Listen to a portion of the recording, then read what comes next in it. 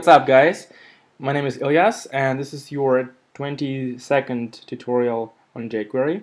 And in the previous tutorials we created this frame and this overlay, and now we are going to add some interactivity using jQuery, and we'll make this overlay and frame appear only when we click on the thumbnail.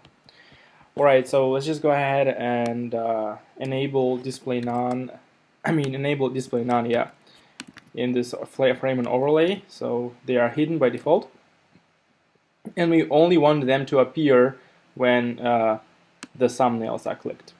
So we want to proceed to our script, but before we start programming we need to add the script, and we need to add the jQuery core as well. So, and we did it in the very first tutorials. So you just need the script tag and the source property and set it to JS, script.js. And before that you have to actually add jQuery. So I'll just go to our folder and copy the jQuery file name and just add the same tag and create the source property, and the jQuery core is stored in this JS folder.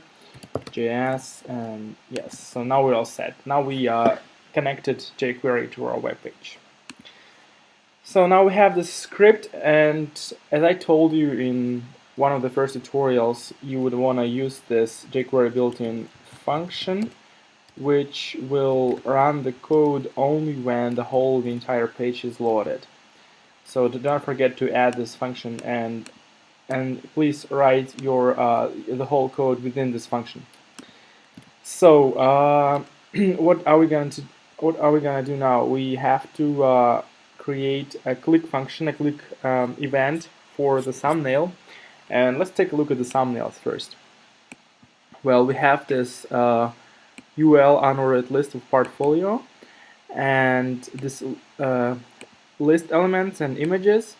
So what I want to do, I want to track this image when it's clicked, and this image is inside of this unordered list with the ID of portfolio. So we can easily create a jQuery selector on this portfolio first. Portfolio, I hope I spelled it right, and then empty space and say img. So it will create an event for every image inside of this portfolio, and then use this click function which we used a lot in the previous tutorials, and inside of this brackets the magic's gonna happen. So if you want to select the image, that very image which is clicked, because right now we well, this is a common selector for every image, but if you want to get the image which is clicked, you can use this selector, and now we kind of grabbed the image which is actually was clicked. And so what I'm gonna do with it, I want to get its source. I want to get its source to the image. I'll create a variable called src and set it equal to this dot attr, which means attribute, and let's just grab the attribute of source of this image element. So in this variable source we store this source property, so just the path to this image, because we want to get the path to the image when the image is clicked.